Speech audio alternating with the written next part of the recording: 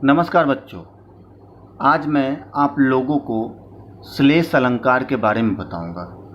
जैसा कि आप लोग जानते हैं अनुप्रास अलंकार, यमक अलंकार, उसके बाद हम लोग आते हैं श्लेष अलंकार। श्लेष अलंकार क्या होता है क्या नहीं होता है, देखिए इसके बारे में मैंने बताया है। सबसे पहले श्लेष का अर्थ होता है चिपका हुआ या मिला हुआ। सबसे पहली बात है कि श्लेष का अर्थ होता है चिपका हुआ या मिला हुआ। तो जब कोई भी चीज़ किसी से चिपकती है तो दो चीज़ें हो सकती है। जैसे मान लो चुंबक लोहे से चिपकता है तो चुंबक और लोहा दोनों एक साथ हो जाता है और दोनों मिलकर एक हो जाता है। ठीक उसी तरह एक और अर्थ बताया जाता है मिला हुआ। मिला हुआ का मतलब जैसे हुआ आटा जो होता है उसमें पानी डाला जाता है, आटा में पानी डालने के बाद आटा और पानी दोनों मिक्स हो जाता है और दोनों मिलकर एक हो जाता है।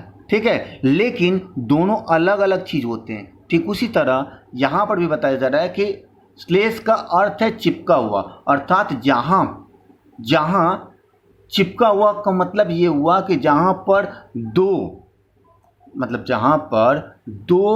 शब्द मतलब एक शब्द और एक का अर्थ दो निकले, समझ में? तो जैसे मान लो श्लेष का अर्थ है कि एक शब्द दिखाई दे लेकिन उसका दो मीनिंग हो। जैसे मैंने बताया मिला हुआ या चिपका हुआ, तो चिपकना मतलब दोनों एक साथ होंगे लेकिन दोनों दिखाई देंगे एक ही, लेकिन दोनों को यदि अलग किया जाए तो दो अलग अलग हो जाएंगे। ठीक उसी तरह यहाँ पर बताया जा रहा है कि चिपका हुआ का मतलब ये हुआ कि शब्द एक ही रहेंगे लेकिन उसका अर्थ अलग हो जाएगा, दो अर्थ हो जाएंगे। जैसे जब एक शब्द से हमें विभिन्न अर्थ मिलते हों तो उस समय श्लेष अलंकार होता है। मतलब जहां पर एक शब्द दिखाई दे और एक का दो अर्थ हो, दो मीनिंग हो, दो अर्थ हो, दो अर्थ व्यक्त करता हो, तो वहां पर हम लोग श्लेष अलंकार का प्रयोग करेंगे। अर्थात जब किसी शब्द का प्रयोग एक बार ही किया जाता है, मतलब सिंगल टाइम एक बार, लेकिन उससे अर्थ कई निकलते हैं तो वह श्लेष अलंकार कहलाता है। तो यहाँ पर जैसे कि मैंने बताया था कि श्लेष अलंकार में एक शब्द रहेंगे और उसका दो अर्थ होगा,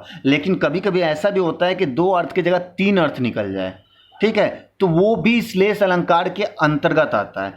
और एक बात बता दूं कि श्लेष अलंकार का जो एक शब्द रहता है उसका दो या दो से ज़्यादा अर्थ निकले, लेकिन सभी का प्रसंग अलग अलग होगा। प्रसंग का मतलब सभी का, मैं इसको एग्जाम्पल उदाहरण के थ्रू बताऊंगा कि जैसे उसका अलग प्रसंग होगा, इसका अलग प्रसंग होगा, उसका अलग, मतलब जैसे मान लो एक कोई शब्द दिया गया उसका दो मीनिंग है तो दोनों के अर्थ अलग होंगे, लेकिन दोनों का प्रसंग भी अलग होगा।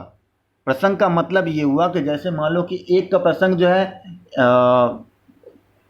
ईंट के संदर्भ में है तो अर्थ ईंट के संदर्भ में होगा, दूसरा मान लो प्रकाश के संदर्भ में है तो प्रकाश के संदर्भ में उसका अर्थ होगा। मतलब दोनों प्रसंग अलग अलग होंगे, दोनों एक दूसरे से जुड़े हुए नहीं होंगे।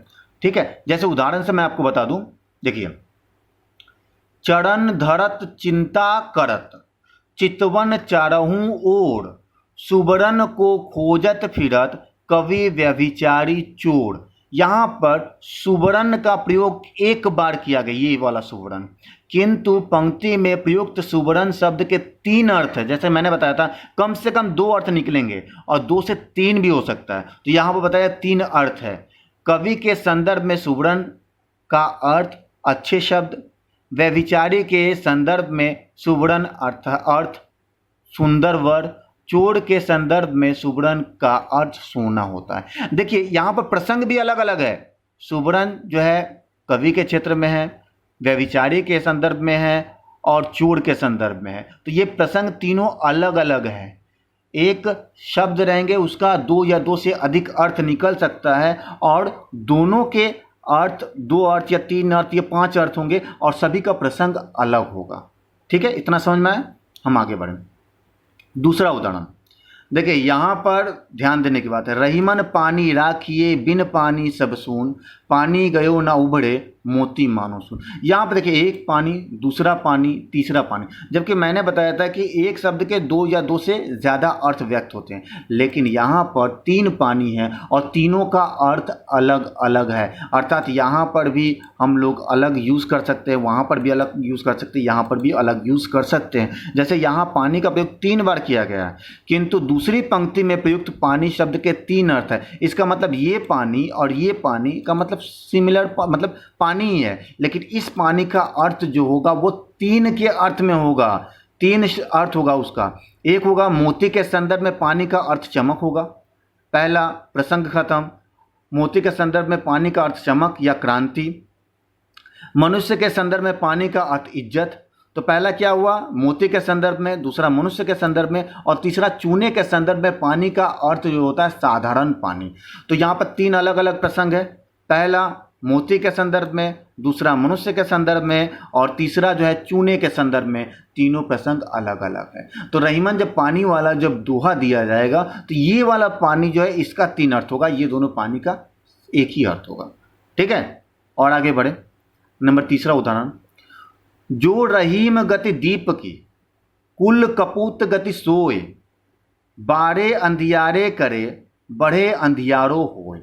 देखिए यहाँ पर बताया, यहाँ बढ़े शब्द का एक बार प्रयोग हुआ है, परंतु इसके दो अर्थ है। बढ़े मतलब यहाँ पर दिया हुआ है ये वाला, इसका जो है एक बार प्रयोग किया गया, परंतु उसके दो अर्थ निकल रहे हैं। एक अर्थ है बालक के बड़ा होने से और दूसरा अर्थ है दीपक के बुझने से। अर्थात एक शब्द से दो अर्थ व्यक्त हो तो वहाँ पर श्लेष अलंकार कहलाएगा।